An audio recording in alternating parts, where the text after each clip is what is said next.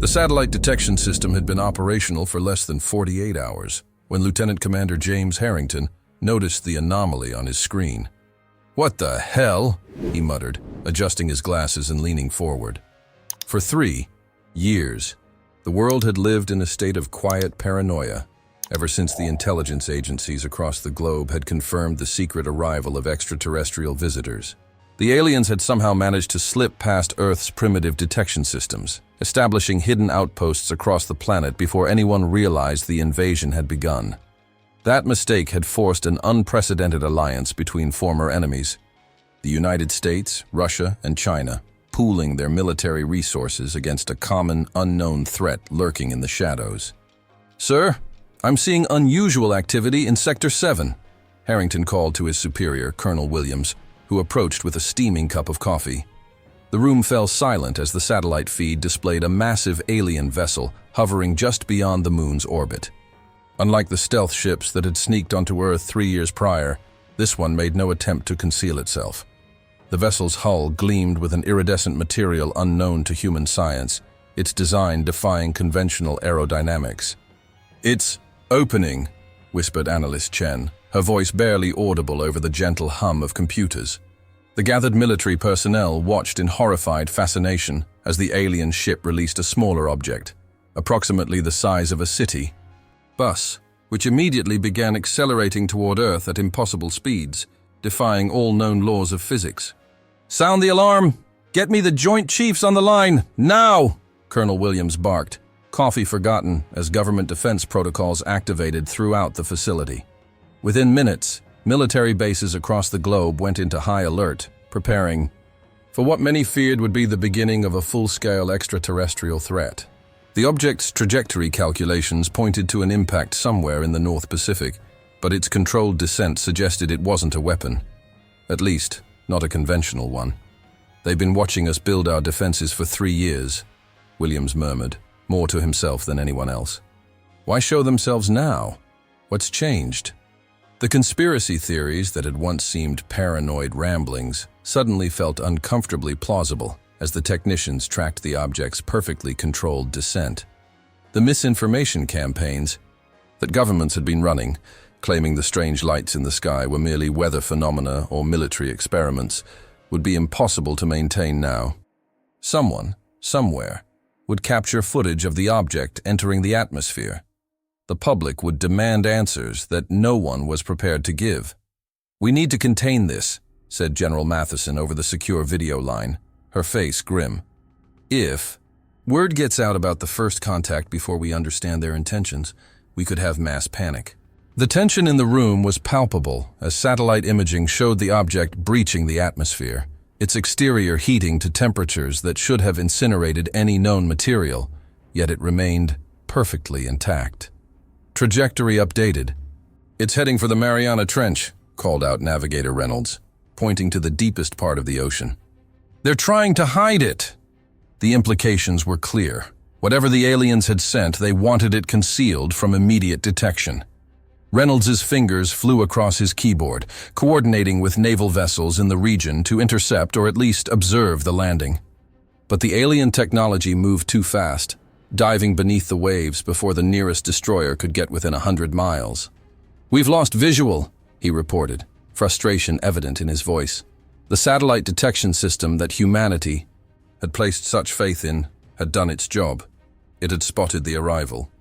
But now they were blind again, just as they had been 3 years ago when the invasion began.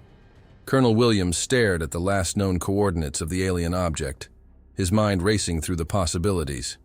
"Deploy deep-sea drones," he ordered, knowing it might already be too late. "And get me all surveillance footage from fishing vessels and commercial ships in the area."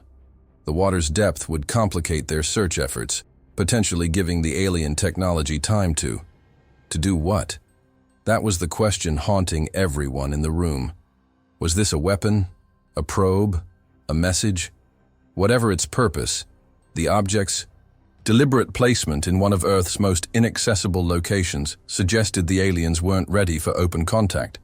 They were still operating from the shadows, still executing some unknown plan that had begun with their silent arrival. Years ago, The satellite detection system had been operational for less than 48 hours when Lieutenant Commander James Harrington noticed the anomaly on his screen. "What the hell?" he muttered, adjusting his glasses and leaning forward. For 3 years, the world had lived in a state of quiet paranoia ever since the intelligence agencies across the globe had confirmed the secret arrival of extraterrestrial visitors. The aliens had somehow managed to slip past Earth's primitive detection systems, establishing hidden outposts across the planet before anyone realized the invasion had begun. That mistake had forced an unprecedented alliance between former enemies, the United States, Russia, and China, pooling their military resources against a common, unknown threat lurking in the shadows. "Sir, I'm seeing unusual activity in Sector 7, Harrington called to his superior, Colonel Williams, who approached with a steaming cup of coffee. The room fell silent as the satellite feed displayed a massive alien vessel hovering just beyond the moon's orbit. Unlike the stealth ships that had sneaked onto Earth 3 years prior, this one made no attempt to conceal itself. The vessel's hull gleamed with an iridescent material unknown to human science, its design defying conventional aerodynamics. "It's opening," whispered Analyst Chen, her voice barely audible over the gentle hum of computers. The gathered military personnel watched in horrified fascination as the alien ship released a smaller object, approximately the size of a city bus, which immediately began accelerating toward Earth at impossible speeds, defying all known laws of physics. "Sound the alarm! Get me the Joint Chiefs on the line, now!" Colonel Williams barked, coffee forgotten as government defense protocols activated throughout the facility.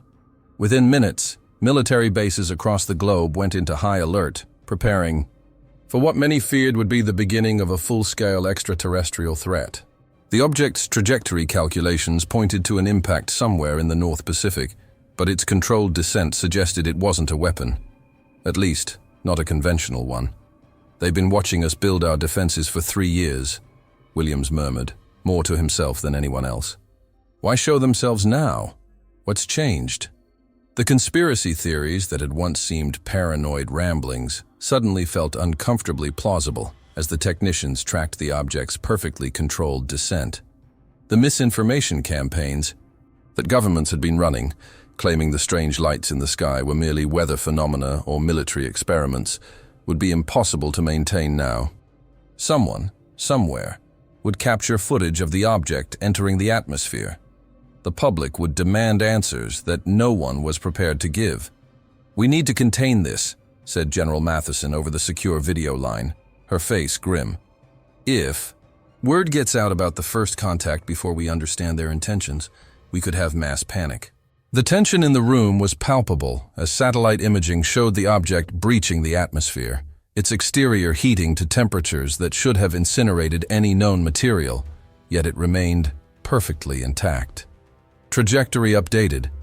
"It's heading for the Mariana Trench," called out Navigator Reynolds, pointing to the deepest part of the ocean. "They're trying to hide it." The implications were clear.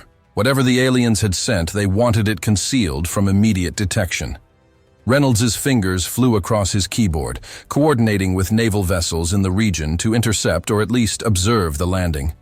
But the alien technology moved too fast, diving beneath the waves before the nearest destroyer could get within 100 miles. "We've lost visual," he reported, frustration evident in his voice. The satellite detection system that humanity had placed such faith in had done its job. It had spotted the arrival. But now they were blind again, just as they had been 3 years ago when the invasion began. Colonel Williams stared at the last known coordinates of the alien object, his mind racing through the possibilities. "Deploy deep-sea drones," he ordered, knowing it might already be too late. "And get me all surveillance footage from fishing vessels and commercial ships in the area." The water's depth would complicate their search efforts, potentially giving the alien technology time to do what? That was the question haunting everyone in the room. Was this a weapon? A probe? A message? Whatever its purpose, the object's deliberate placement in one of Earth's most inaccessible locations suggested the aliens weren't ready for open contact. They were still operating from the shadows, still executing some unknown plan that had begun with their silent arrival. Years ago, Kyle's gaze lingered on her for a fraction too long before he smoothly began his presentation on theoretical xenobiology and potential communication strategies with extraterrestrial intelligence. "The aliens don't think like us," Kyle explained, his slight accent impossible to place. "Their concept of invasion isn't about conquest or destruction. It's about integration and observation." As he spoke, Emma felt the tingling at her skull intensify, coalescing into something almost like a voice just beyond her comprehension. Memories she couldn't possibly have flashed through her mind.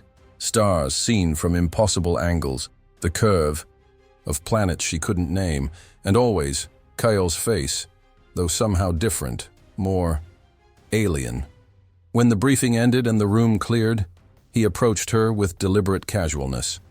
"Miss Sullivan," he said quietly, "I believe we have much to discuss about your connection to recent events." His words confirmed her worst fears and greatest hopes simultaneously. Their conversation was brief, intense, and utterly world-changing. In hushed tones near the water cooler, Kyle confirmed what Emma had begun to suspect.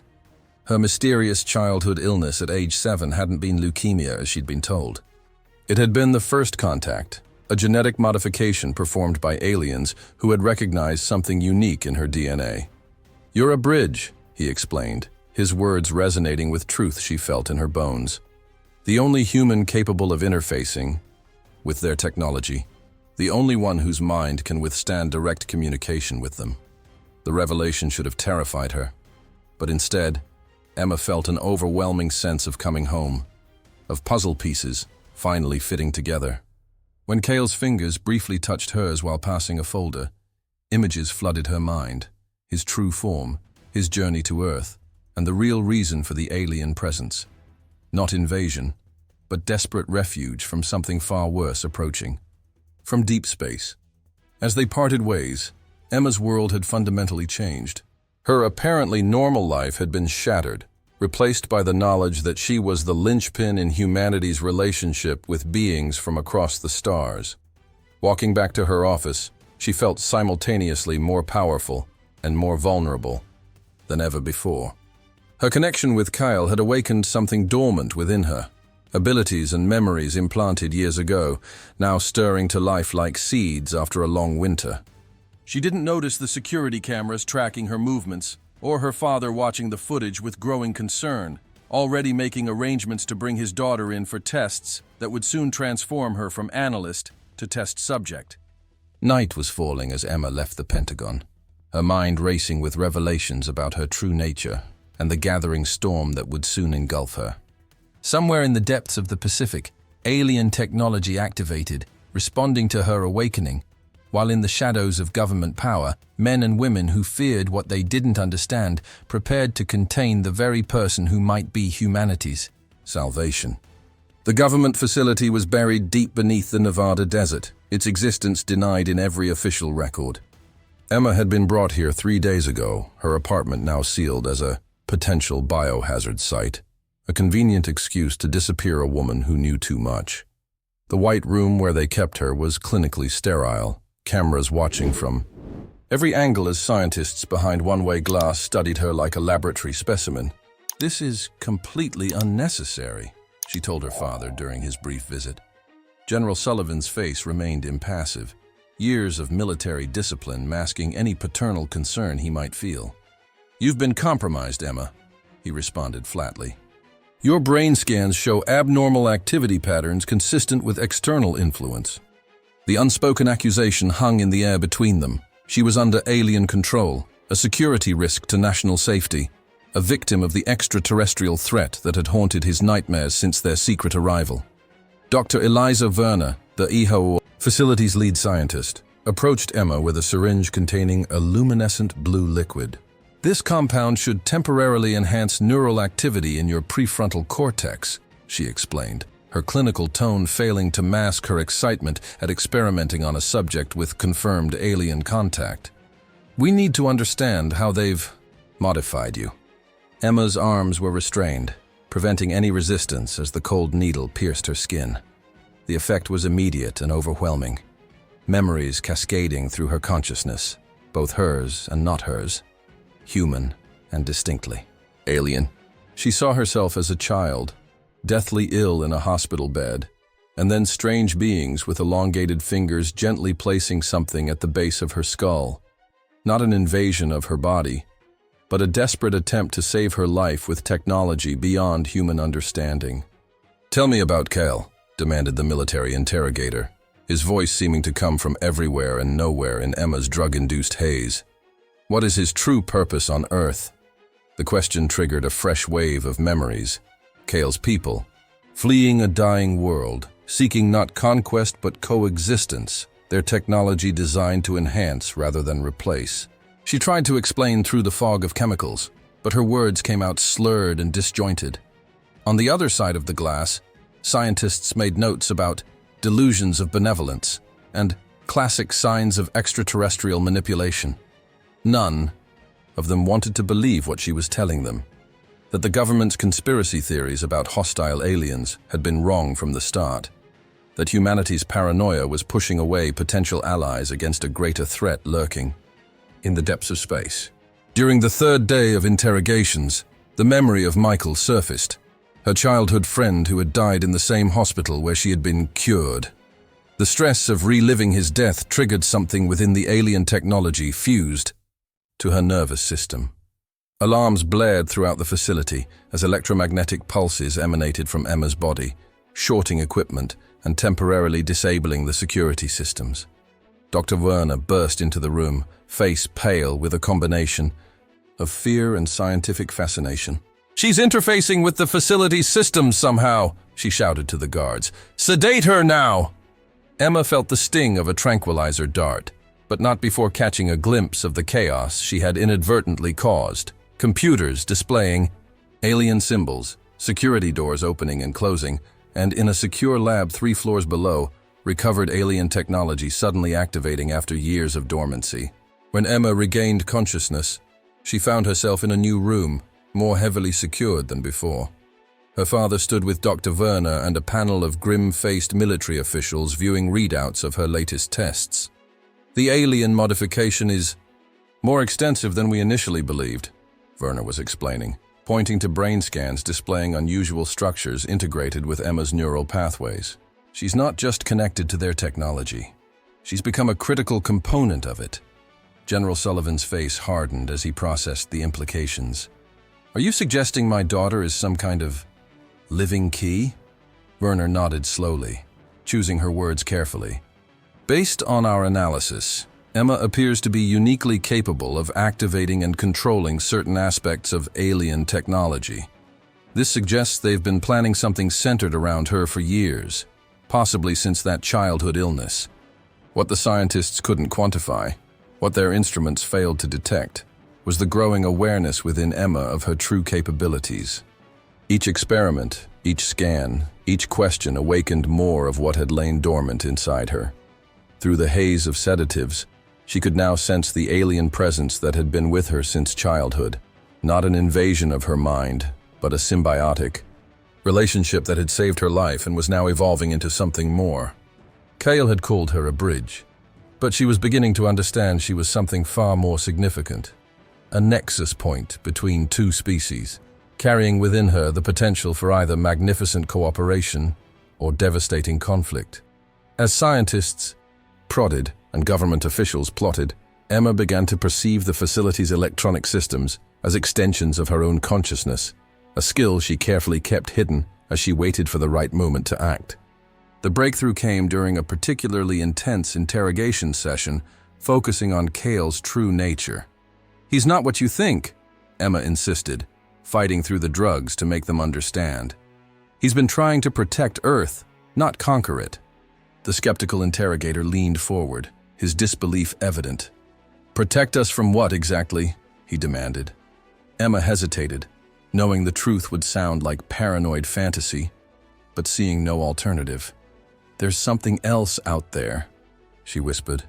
"Something that destroyed Kale's world. Something that follows them across the stars like a predator tracking wounded prey. And it's coming here next." As the words left her mouth, every light in the facility flickered, and somewhere in the Pacific Ocean, Alien technology that had lain dormant for months suddenly awakened, sensing that the final pieces of a long gestating plan were finally falling into place. Destiny was accelerating, drawing humanity and their reluctant alien visitors toward a confrontation neither fully understood, but both would need to survive. The press conference was a masterpiece of government misinformation, orchestrated down to the smallest detail. Standing behind a podium adorned with the presidential seal, the Secretary of Defense addressed the nation with practiced gravity. Today, we face an unprecedented extraterrestrial threat to our national security, he intoned as cameras flashed and reporters scribbled frantically. Behind him, a large screen displayed grainy footage of Emma Sullivan supposedly communicating with alien beings. The heavily edited video making their interaction appear sinister rather than the desperate plea for understanding it had actually been. This woman has been compromised by hostile alien technology and now poses a significant danger to public safety. With those carefully chosen words, Emma Sullivan, daughter, scientist, unwitting bridge between worlds, was transformed into a public enemy overnight, her face plastered across every news outlet alongside warnings to report any sightings immediately. In a secure facility thousands of miles away, Emma watched her own vilification with a mixture of horror and disbelief. She had escaped the Nevada research complex 3 days earlier, her newfound abilities allowing her to bypass security systems designed to contain ordinary humans. Kyle had been waiting, somehow knowing exactly when and where she would emerge from the desert compound. "They're turning the public against you," he observed, his amber eyes reflecting the harsh glow of the television screen. "It's a strategy as old as civilization. Create a common enemy to unite against." Emma nodded, understanding all too well the manipulation at play. What terrified her wasn't the manhunt or the lies, but how effectively alien technology was being used to spread this large-scale misinformation. Somehow the government had weaponized recovered extraterrestrial communication devices to amplify their message, creating a consensus reality that few would question. "The neural signature doesn't match," muttered Professor Takahashi, one of the few scientists who had recognized the government's deception and risked everything to help Emma. His fingers flew across a keyboard as he analyzed the surveillance footage being broadcast nationwide. "They've digitally altered your brainwave patterns to make it appear you're transmitting alien signals instead of receiving them." The distinction was crucial. The narrative painted Emma as a controller rather than a receiver, an aggressor rather than a victim. In the cramped safe house, Emma, Kale, and their small band of allies worked tirelessly to counter the false threat narrative. But they were fighting against a global crisis manufactured by powers with limitless resources and control over every major communication channel. "We need to get into their satellite detection network," Emma decided, her newfound confidence surprising even herself. "If we can broadcast the truth directly through their own systems, people might listen." The plan was dangerous, bordering on suicidal. Using Emma's unique connection to alien technology, they would attempt to hijack the government's satellite network for just long enough to share unedited footage showing the true nature of the alien presence. What they hadn't anticipated was the military's response time. Within hours of detecting their preparations, Special Forces teams had surrounded the safe house. "They've found us," Kyle announced, his unnaturally calm demeanor cracking slightly, as he peered through the blinds at the gathering strike force. Emma's heart raced as she realized the extent of the conspiracy against her. Someone had tracked them despite their precautions, despite the alien cloaking technology Kale had employed. "There's a tracker," she realized suddenly, her hand moving to the back of her neck where she felt a small, hard lump beneath her skin. "It's inside me from the experiments they performed." With military forces closing in and time running out, Kyle made a decision that revealed just how far beyond human his true nature extended. "Hold still," he instructed, his fingertips transforming. Before Emma's eyes, becoming longer, slightly luminescent, and unnaturally precise. With surgical delicacy, he located the tracking device embedded near her spine and extracted it, the small metallic object pulsing with malevolent purpose in his alien hand. Professor Takahashi looked on in fascination and horror, his scientific curiosity battling with the shocking reality of witnessing first contact in such an intimate form. "We need to move," Kyle urged, his features returning to their human disguise, as shouts and the sound of boots on gravel reached them from outside. "They'll breach the perimeter in approximately 47 seconds. Their escape was narrow, desperate, and would later be described in classified reports as evidence of dangerous alien capabilities. What the reports wouldn't mention was how Kale had stunned rather than harmed the soldiers, or how Emma had left behind crucial data proving her innocence, data that would be systematically destroyed before ever reaching the public. As they fled through the night in a stolen military vehicle, Emma watched the safe house recede in the rearview mirror, black smoke billowing from what had been their temporary sanctuary. "They're burning the evidence," she realized aloud. "Everything. We gathered. All the proof. They're making sure it never sees daylight." Kyle's expression remained unreadable as he navigated the dark mountain roads with inhuman precision. "Your government fears what it doesn't understand," he replied simply. "Fear leads to control, control to oppression, oppression to rebellion. It's a cycle we've witnessed on countless worlds." Dawn broke over the Pacific as their commandeered boat cut through the waves, heading toward coordinates only Emma could perceive through her connection to the alien network. The morning news played on a small radio, reporting their escape as a hostile alien invasion facilitated by the human traitor Emma Sullivan. The magnitude of manipulation was breathtaking. Footage of their desperate flight had somehow been transformed into scenes of destruction and violence that had never occurred. "How are they doing this?" Emma wondered aloud, her voice barely audible over the engine and waves. Kyle's expression darkened as he adjusted their course. "They've reversed-engineered some of our perception technology," he explained. "Devices, designed to help different species communicate, are being used to manipulate your people's understanding of reality."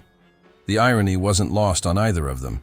Tools created to bridge differences between civilizations were now being weaponized to create division and fear.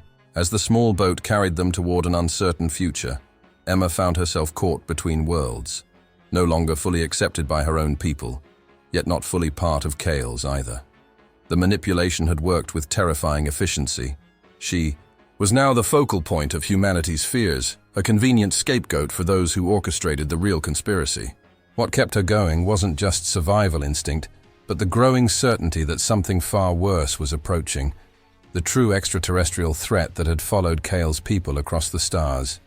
She could feel it somehow, a distant pressure at the edges of her enhanced consciousness, malevolent and patient. While humanity wasted resources hunting her and fighting the very aliens who might help them, this unknown entity drew ever closer.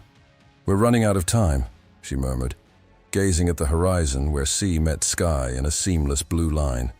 Kyle nodded gravely, understanding the true meaning behind her words. The persecution they faced now would seem trivial compared to what awaited if they couldn't find a way to unite two species against a common enemy that neither was prepared to face alone. Emma's reflection stared back at her from the grimy bathroom mirror of the abandoned coastal research station. Her newly dyed black hair and the dark contacts concealing her distinctive green eyes made her look like a stranger even to herself. 6 weeks had passed since she'd become the most hunted person on the planet. 6 weeks of constant movement, of sleeping in shifts and jumping at shadows. "This isn't living," she whispered to herself, splashing cold water on her face. Behind her, the bathroom door creaked open as Kale entered, his alien features slightly more visible now that they were alone.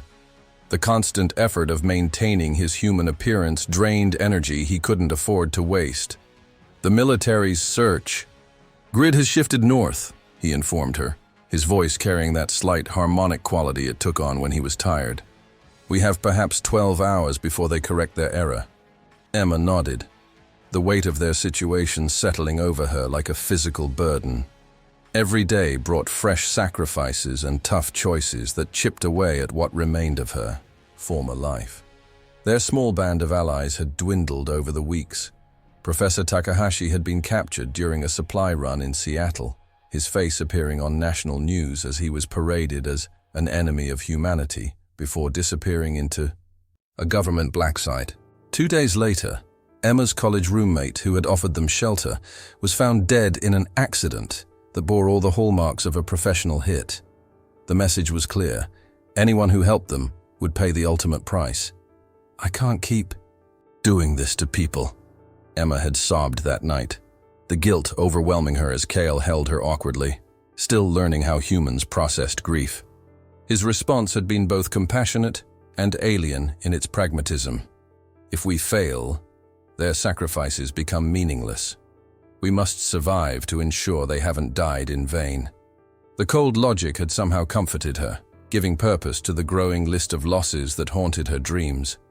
The alien technology embedded within Emma's neural pathways had continued to evolve, granting her capabilities that both fascinated and terrified her.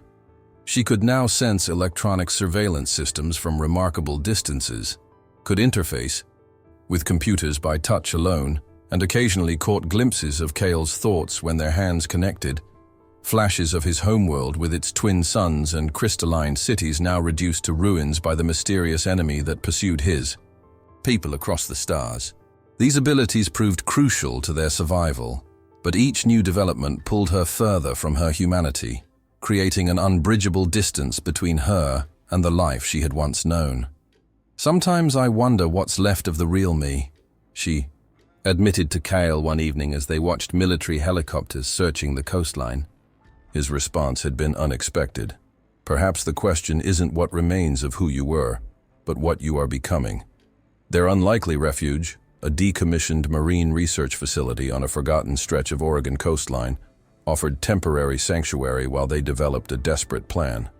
Dr. Chen, Emma's former colleague who had risked everything to join their cause, worked tirelessly to modify salvaged alien technology based on Cale's instructions.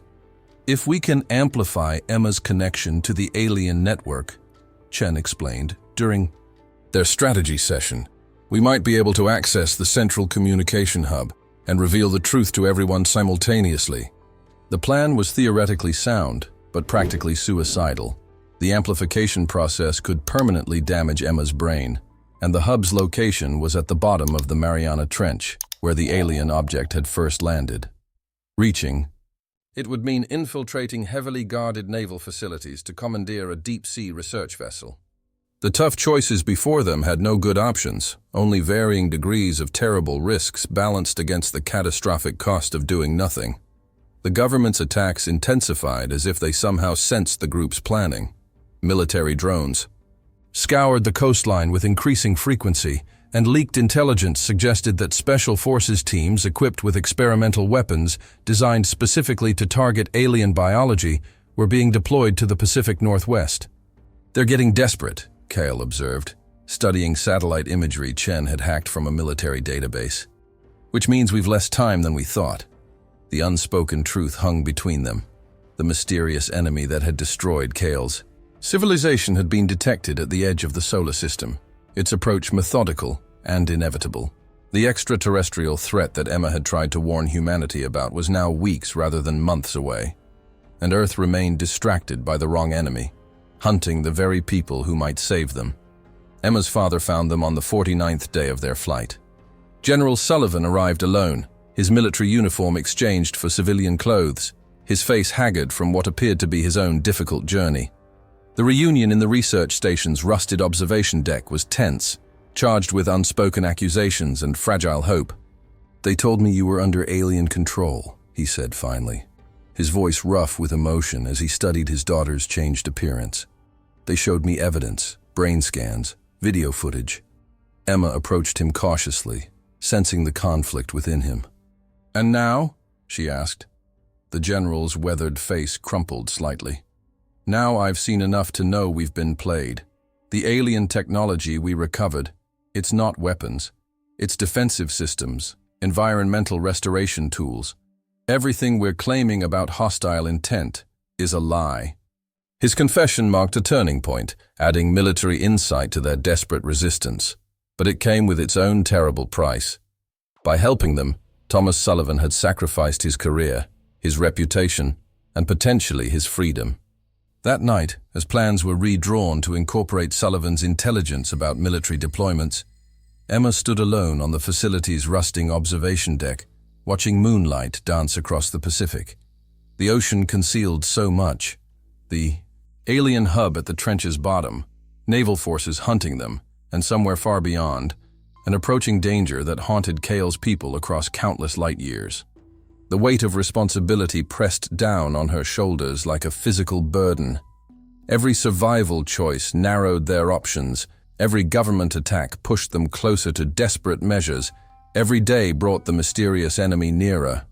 When Kale joined her on the deck, his presence was announced only by the slight electromagnetic disturbance that accompanied him, perceptible now to Emma's enhanced senses. "We'll reach the hub tomorrow," he said quietly, his gaze following hers, toward the horizon. "Once there, your connection to our network will reveal everything, to everyone." The unspoken question hung between them. Was humanity ready for the complete truth about its place in a universe far more complex and dangerous than they had imagined? Emma had no answer, only the certainty that the time for hiding was over. As dawn approached, bringing with it the most dangerous phase of their journey, she made the toughest choice yet, to trust that when faced with the unvarnished truth, her species would choose survival over fear, cooperation over conflict, hope over hatred. The alternative was extinction, and that was no choice at all. San Francisco awakened to impossible blue skies the morning it all began. Commuters crossing the Bay Bridge were the first to notice the strange shimmer on the horizon, like heat waves rising from sun-baked asphalt, but infinitely larger and spreading across the water's surface. By 9:17 a.m., the anomaly had grown too large to ignore, drawing crowds of onlookers to the Embarcadero with phones raised to capture the phenomenon. Nobody panicked initially. There had been no alert, no warning, no indication from authorities that anything was amiss. That changed when the water began to rise, not as a wave but as an impossibly perfect dome of liquid that defied gravity and reason alike. Screams replaced curious murmurs as people finally began to flee, the water dome expanding with increasing speed, engulfing the waterfront and chasing terrified citizens up Market Street as it continued its relentless growth. "This is not our technology," Kale insisted, his normally composed features distorted with alarm as they watched the live news footage from their temporary hideout in Oakland. The water dome now covered nearly a third of San Francisco, a perfect hemisphere of suspended ocean that consumed everything in its path. Buildings disappeared beneath its advancing edge, their structures visible for moments as distorted shapes before the dome's opacity obscured them completely. Emma felt physically ill, a combination of horror at the destruction and an uncomfortable resonance within the alien technology integrated into her nervous system. "It's responding to me somehow," she realized aloud, the revelation sending ice through her veins. "Whatever's creating this, it's keyed to my specific frequency." General Sullivan was already on a secured line to his remaining military contacts, demanding evacuation support and containment protocols, but the panic in his voice betrayed what they all knew. Humanity had no defense against this level of extraterrestrial threat. "It's rain," Kyle finally admitted, the name emerging as a combination of sound and something else, a telepathic signature that made Emma's enhanced senses tingle uncomfortably. "High Commander of the fleet I deserted to help your world." The confession hung in the air as emergency sirens wailed across the Bay Area. On the television, helicopter footage showed the water dome still expanding, now nearly 2 miles in diameter and growing. Military jets approached only to veer away, sharply, unable to penetrate the strange electromagnetic field surrounding the liquid structure. "Rayan believes your connection to our technology represents an uncontrollable danger," Kyle continued, each word clearly painful for him to speak. "This is a purification protocol, designed to eliminate a compromised asset without damaging the surrounding environment." The clinical description couldn't mask the horrifying truth. The water dome was meant to kill Emma, and the destruction of one of America's greatest cities was considered acceptable collateral damage. Chaos reigned, as authorities struggled to respond to a disaster that defied scientific understanding. Evacuation routes clogged with desperate civilians fleeing the advancing dome, while emergency services fought to reach those trapped by rising floodwaters where the structure's edge had already passed. News helicopters captured harrowing footage of people scrambling to reach higher ground, office workers climbing to rooftops, families huddled on upper floors of apartment buildings, tourists stranded atop Coit Tower, watching the water rise inexorably toward them. The military's attempts to breach the dome proved futile and increasingly desperate. Missiles fired at the structure simply disappeared into its surface without visible effect. Naval vessels approaching from the bay reported catastrophic instrument failures before losing contact completely. "Nothing we have can stop this," General Sullivan admitted grimly, watching the destruction of a city he had sworn to protect. Emma felt the weight of responsibility crushing her as the death toll mounted. Thousands already confirmed dead, tens of thousands missing, all because alien forces were hunting her. The knowledge was unbearable, pushing her toward a decision that seemed increasingly inevitable. "I have to surrender," she told Cale and her father, rising from the table where they had been frantically developing strategies, all inadequate against the power destroying San Francisco. "If I give myself up to Rain, maybe he'll stop this." The reaction was immediate and unified. Absolute refusal from both human and alien allies. "That's exactly what he wants," Cale insisted, gripping her shoulders with unusual intensity. "Your abilities terrify him because you represent something unprecedented. A human who can fully interface with our technology, who could potentially unite our species against the greater threat that follows." Her father's argument was simpler, but equally forceful. Sacrificing yourself won't save anyone. Beings capable of this destruction won't suddenly develop mercy. As night fell, the horrific spectacle became somehow more surreal. The water dome now illuminated from within by the trapped lights of the city it had consumed. Rescue efforts continued around its perimeter, but hope diminished with each passing hour. Military cordons established a 10-mile exclusion zone as scientists warned the structure might collapse catastrophically, potentially triggering tsunami. Conditions throughout the bay. Emma watched the coverage in silent agony. Each casualty report another weight added to her conscience. The alien technology within her continued to resonate with the dome's energy signature, creating a connection she could feel but couldn't yet control. During a rare moment alone, she pressed her palm against the window facing San Francisco, and something unexpected happened. For a fraction of a second, the distant dome pulsed in response, its perfect hemispherical shape briefly distorting before reforming. The discovery changed everything, transforming their desperate defense into something resembling a plan. "If I can influence it even slightly, there might be a way to disrupt the entire structure," Emma explained to her small team of allies. Dr. Chen, who had been analyzing data from sensors they'd managed to deploy near the dome's edge, nodded in cautious agreement. "The energy patterns suggest a centralized control system," she confirmed. "If we could locate the focal point and introduce a contradictory signal." The technology required for such an attempt was beyond human capabilities, but not beyond Kyle's. Working through the night, he modified components salvaged from his emergency beacon, creating a device that would amplify Emma's neural connection to the alien network. The risk was enormous. Success might save countless lives, but failure would likely kill Emma instantly, her brain overwhelmed by the forcibly enhanced connection to technology never designed for human interface. Dawn broke over a changed world as Emma prepared for what might be her final act.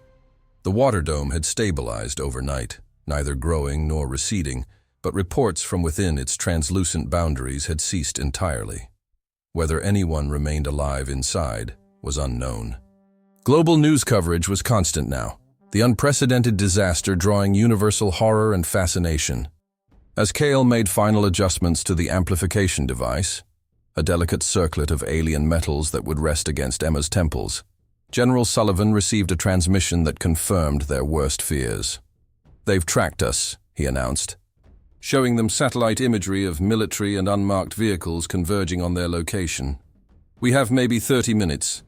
The timing couldn't have been worse. forcing them toward an impossible choice: flee and abandon San Francisco to its fate, or make their stand here, attempting to save countless lives while almost certainly sacrificing their own. Emma's decision was immediate and unshakable, her gaze moving from the devastating footage on the screen to the alien technology in Cale's hands. "Let's end this," she said simply, reaching for the neural amplifier that represented their last desperate hope against an extraterrestrial threat determined to eliminate her, regardless of how many human lives it destroyed in the process.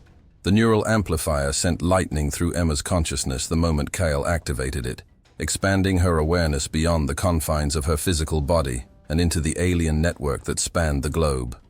Colors no human eyes were meant to see flooded her perception, alongside information streams that made the internet seem primitive by comparison. Through this enhanced connection, she could finally perceive the water dome for what it truly was.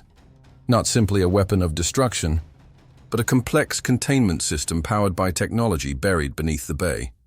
At its center floated a figure both familiar and alien.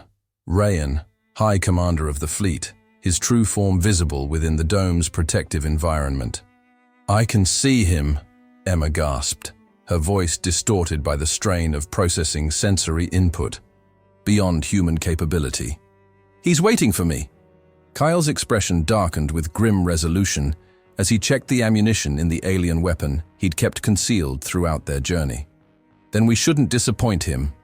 Their approach to the water dome's perimeter was a masterpiece of desperation and tactical precision.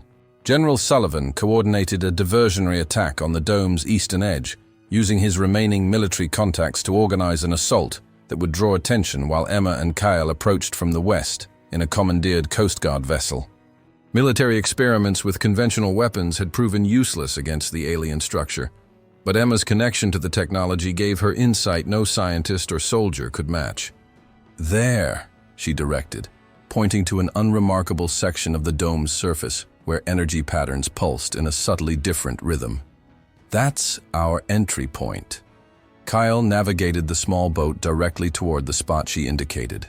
His trust in her abilities absolute despite the apparent suicide of their approach. As they reached the dome's edge, Emma extended her hand, the alien technology within her resonating with the energy field. The water parted before them, creating a tunnel, barely large enough for their vessel, which sealed behind them as they entered the alien environment. Inside the dome, San Francisco existed in an impossible state.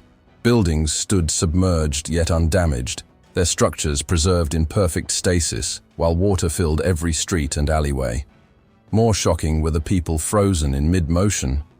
Runners caught between strides, drivers with hands on steering wheels, a child reaching for an ice cream cone. "They're not dead," Emma realized with astonishment. "They're suspended in some kind of temporal field." The observation offered a glimmer of hope amid catastrophe. If they could disable the dome, perhaps its victims could be saved. At the EUS Structures Center, where the Transamerica Pyramid pierced the water like a navigational marker, Rain awaited them. Unlike Kale, who had adopted a mostly human appearance, the commander maintained his natural form, tall and vaguely humanoid, but with iridescent skin that seemed to flow like liquid metal and eyes that reflected spectrums beyond human perception. "The bridge approaches," his voice resonated directly in Emma's mind, bypassing her ears entirely, accompanied by the deserter. The confrontation that followed defied conventional description, a battle fought simultaneously on physical and technological planes. While Kale engaged Rayan with weapons that fired concentrated energy rather than bullets, Emma launched a parallel attack through the alien network, using her unprecedented access to disrupt the dome's power systems. The water around them responded to their conflict, forming currents and vortices that mirrored the intensity of their struggle. "You cannot comprehend what you've become," Rayan's thoughts hammered against Emma's consciousness as she fought to maintain her sense of self against his psychic assault. "The technology you carry was never meant for human integration. You are an aberration, a dangerous variable in calculations too complex for your species to understand." His attack carried the weight of certainty, The absolute conviction of a being who had witnessed the rise and fall of civilizations across countless worlds. What Rayan hadn't anticipated was how Emma's human perspective transformed the alien technology she carried. Where his people saw the neural interface as a tool for control and domination, she experienced it as an extension of connection and empathy. This fundamental difference became her greatest weapon as she pushed back against his assault, not with force, but with understanding. "I see you," she replied, her thoughts cutting through his defenses with unexpected precision. "I see your fear, not of me, but of what follows you across the stars." The insight struck with devastating accuracy, momentarily fracturing Rain's concentration and giving Kale the opening he needed. His weapon found its mark, sending the commander reeling backward through the suspended water, trailing luminescent fluid that might have been blood or something altogether different. The dome's energy fluctuated dangerously, the perfect hemisphere, rippling like the surface of a pond disturbed by a thrown stone. Emma seized the moment, diving deeper into the alien network that controlled the water dome, searching for the command structure that maintained its stability. What she found instead was something far more significant: the true purpose behind Rain's desperate attack. Hidden within the commander's tactical systems were astronomical calculations tracking an approaching entity of immense power, a presence that had systematically hunted Rain's species across multiple star systems. This wasn't merely an alien pursuit. It was an extinction event moving inexorably toward Earth, attracted by the very technology that both Kale and Rain carried. "You're not trying to kill me," Emma realized, the revelation shocking even as she continued her technological assault. "You're trying to contain the signal I'm inadvertently broadcasting. You think I'm drawing it here faster." Rain's response was tinged with something approaching respect. Not think, no. The twist in understanding changed everything. Kyle ceased fire, his weapon lowering as he processed the implications alongside Emma. What they had interpreted as an attack was, from Rain's perspective, a desperate attempt to save both species from a worse fate. "We can help each other," Emma projected, the neural amplifier allowing her to communicate directly with both aliens now. "Your technology, my connection, humanity's resources. Together we might stand a chance against what's coming." For a moment, the battle hung in perfect balance, three beings from two worlds united in the shared understanding of a common enemy. That moment shattered as military depth charges detonated against the dome's exterior. General Sullivan's diversion had escalated beyond their expectations, triggering a catastrophic destabilization of the entire structure. Systems began to fail throughout the network, the perfect suspension of water and time fragmenting in patches throughout the dome. What followed was a desperate race against collapse, a fragile alliance formed in the crucible of mutual survival. Emma's unique connection became the conduit through which Rain and Kyle integrated their knowledge, working frantically to transform the failing dome from weapon to beacon. As the military's experimental weapons continued their assault from outside, unaware of the crucial work happening within, Emma channeled the combined alien expertise to reconfigure the dome's energy signature. "We need to attract their attention," she gasped, blood trickling from her nose as the neural amplifier pushed her human biology to its limits. Not the enemies, the militaries. Kyle understood immediately, his fingers flying across interfaces. Only he and Rain could perceive, redirecting power to create a signal that human senses could detect. The water around them began to glow with increasing intensity, changing from blue to bright, unmistakable gold, a universal color of warning and attention. The dome's final moments were both catastrophic and triumphant, as its structural integrity failed completely.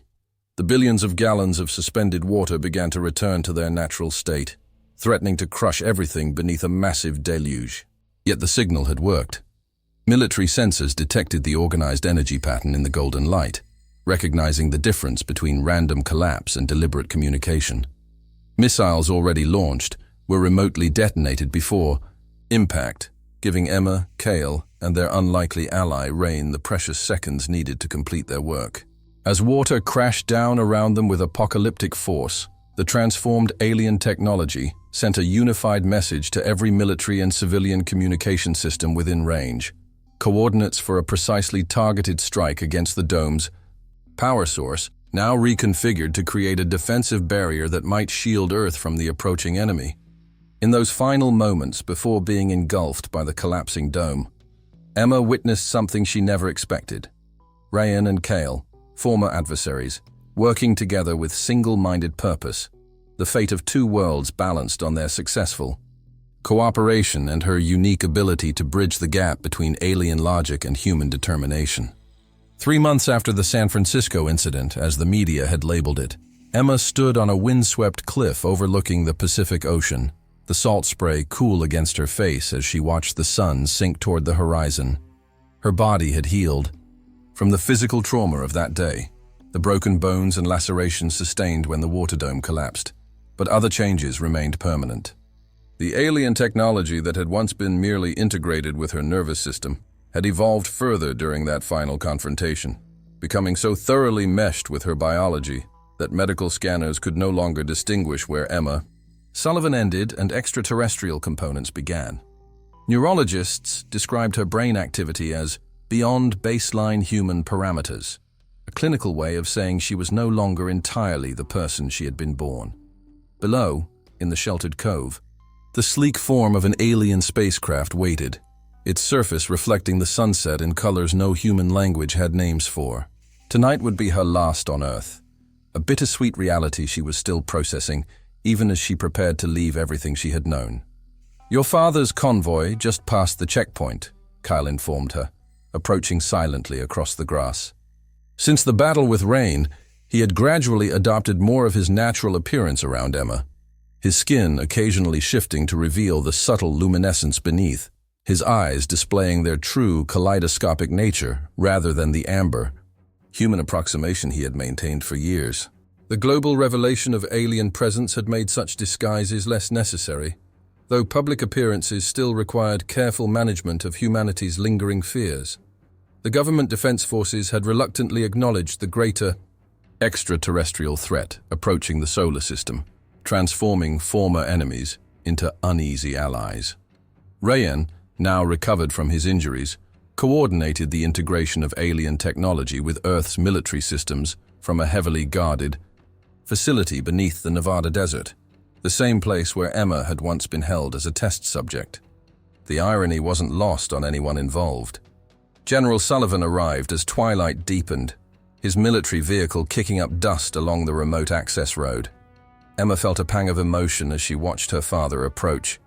This farewell would be the hardest of all.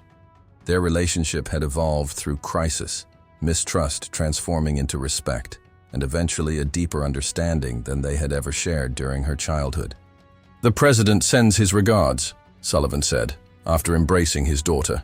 His attempt at formal dialogue quickly abandoned for more personal concerns. "Are you absolutely certain about this, Em? The scientific teams believe they could eventually adapt our technology to accommodate your changes." The unspoken reality hung between them. Emma's connection to alien systems had progressed beyond compatibility with normal human life. Simple devices like cell phones shorted out in her presence, and her enhanced perception made crowded areas overwhelming to the point of physical pain. Earth had become as alien to her as space would be. "We both know I don't belong here anymore, Dad," Emma replied gently, taking his weathered hands in hers. "The military experiments changed me, and what happened in San Francisco completed the transformation. I'm a bridge between worlds now, but I can't exist fully in either one." What she didn't say, what classified reports had confirmed, was that her continued presence on Earth might accelerate the approach of the mysterious entity hunting Kale's people across the stars. Her unique neural signature, amplified by proximity to both human and alien technology, created a beacon that could be detected across vast interstellar distances. "There are colony worlds," she continued, "places where Kale's people have established settlements away from major population centers. With the right shielding, I might find a way to exist there without endangering anyone." It was a space journey into complete uncertainty, but it offered what Earth no longer could, the possibility of a future not defined by constant danger. As darkness fell, others arrived to witness her departure. Dr. Chen, now heading the newly formed Xenotechnology Division. Professor Takahashi, freed from government detention after the truth had emerged. And most surprisingly, Rain himself. His appearance on Earth's surface, a testament to the dramatic diplomatic shifts of recent months. The defensive systems are operational, he informed them, his communication now translated through devices. Rather than direct neural contact out of respect for human preferences, your planet has approximately 2 years before the entity reaches detection range. The clinical assessment couldn't completely mask what Emma sensed beneath, a genuine concern for Earth's survival, and perhaps something approaching gratitude, for her role in forging an alliance that might give both species a fighting chance. What had begun as a secret alien invasion had transformed into humanity's best hope against a greater threat, a twist of destiny that no one could have anticipated when the first extraterrestrial ships had silently arrived years ago. Final goodbyes were exchanged as midnight approached, the time chosen to minimize civilian observation despite the remote location. Emma embraced her father one last time, both of them struggling with emotions too complex for words. "I'll find a way to communicate," she promised, though they both understood the limitations of such a pledge. The technology to maintain contact across interstellar distances existed, but the security risks of regular transmission might outweigh the personal comfort it would bring. As she stepped back, General Sullivan pressed something into her hand, a small worn compass that had belonged to her grandfather. "To help you find your way home," he said simply, "if that ever becomes possible." The gesture nearly broke her composure, the weight of what she was leaving behind suddenly overwhelming. Earth, for all its flaws and despite the persecution she had faced, was still her home, still held everyone and everything she had ever known. The spacecraft accepted Emma and Cale with a soft illumination that guided their path up the boarding ramp. Inside, the architecture blended functional necessity with an alien aesthetic that Emma now found strangely comforting. Curves where humans would have used angles, surfaces that responded to thought as readily as touch, ambient lighting that adjusted to emotional states rather than fixed settings. Rayan had provided coordinates for several potential destinations. Colony worlds established far from the entity's projected path, where Emma's unique abilities might eventually prove useful rather than dangerous. As she settled into a seat that conformed perfectly to her body, Cale initiated the launch sequence with gestures that seemed part practical operation and part ritual. "Are you ready?" he asked, offering one final opportunity to change her mind, to choose the familiar over the unknown. Emma closed her eyes briefly, sensing the alien technology within her resonating with the ship around them, two systems designed for each other in ways her human components could never fully integrate with Earth's environment. "I'm ready," she confirmed, opening her eyes to the new reality she had chosen. Outside the viewport, Earth receded as the craft rose silently into the night sky, accelerating with a technology that made conventional rocket science seem primitive by comparison. Emma watched her home planet shrink from continent-defined sphere to blue marble, to distant point of light, each moment carrying her further from everything familiar and toward an uncertain destiny among the stars.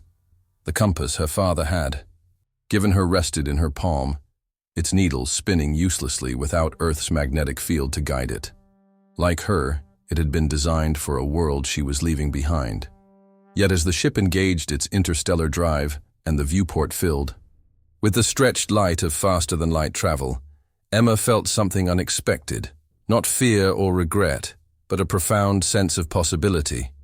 She was abandoning an old life, certainly, but also embarking on a journey no human had taken before, carrying with her the unique bridge between species that might someday prove crucial to both their survivals. The neural interface pulsed gently, within her, now as much a part of her as her own heartbeat, guiding her toward a future where the very concept of human might evolve into something both more and different than it had ever been before.